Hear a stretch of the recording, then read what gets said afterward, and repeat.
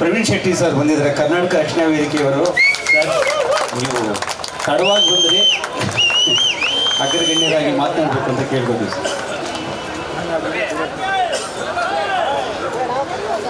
ವೇದಿಕೆಯಲ್ಲಿ ಆಸೀನರಾಗಿರುವಂಥ ಎಲ್ಲ ಗಣ್ಯರೇ, ಹೋರಾಟ ಮಿತ್ರರೇ,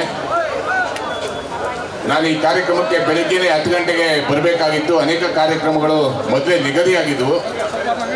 ಆ ಕಾರ್ಯಕ್ರಮಗಳನ್ನು ಹಾಗೆ ಬಿಟ್ಟು ವೀರಕ ಪುತ್ರ ಶ್ರೀನಿವಾಸ್ ಅವರ ಈ ಹೋರಾಟಕ್ಕೆ ಕರ್ನಾಟಕ ರಕ್ಷಣಾ ವೇದಿಕೆ ಸಂಪೂರ್ಣವಾದ ಬೆಂಬಲವನ್ನು ಕೊಡ್ತೀವಿ, ರಾಜ್ಯವ್ಯಾಪ್ತಿ ಹೋರಾಟವನ್ನು ಕೈಗೆತ್ತಿಕೊಳ್ತೀವಿ ಅನ್ನುವಂಥ ಭರವಸೆಯನ್ನು ಕೊಡ್ತಾ ಇದ್ದೀನಿ.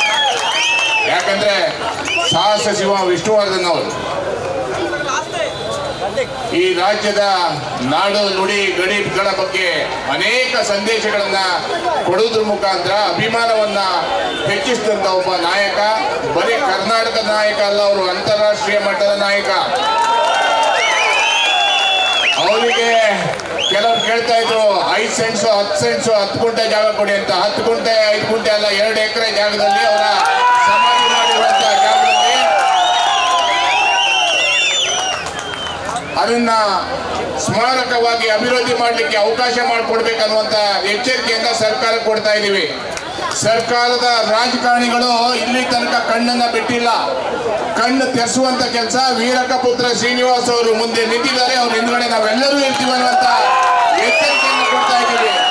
ಯಾಕ್ರಿ ಕೀಳ್ರಿಮೆ ಮಾಡ್ತೀರಾ? ಯಾರ್ಯಾರಿಗೆ ಕೊಡ್ತಾ ಇದ್ದೀರಾ ಜಾಗ? ಸ್ಕೂಲ್ ಮಾಡ್ತೀವಂತ ತಗೊಂತಾ ಇದ್ದಾರೆ, ಟ್ರಸ್ಟ್ ಮಾಡ್ತೀವಂತ ಈ ರಾಜ್ಯದಲ್ಲಿ ಬೇಕಾದಷ್ಟು ಈ ಸರ್ಕಾರಿ ಜಾಗವನ್ನ ಕೊಳ್ಳೆ ಹೊಡಿತಾ ಇದ್ದಾರೆ. ಆದ್ರೆ ಈ ನಾಡಿನ ಅಗ್ರಗಣ್ಯ ನಾಯಕ ನಟನ ಯಾಕೆ ನೀವು ಕೀಳ್ರಿಮೆಯನ್ನ ನೋಡ್ತಾ ಇದ್ದೀರಾ?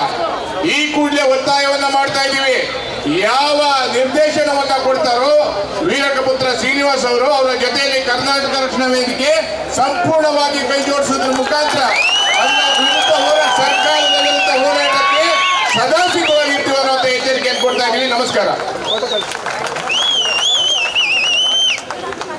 ಕನ್ನಡ ಬನ್ನಿ ನಮ್ಮ ಸಂಗಡ ಅನ್ನುವಂತಹ ಪ್ರವೀಣ್ ಸರ್, ಧನ್ಯವಾದಗಳು ನಿಮಗೆ.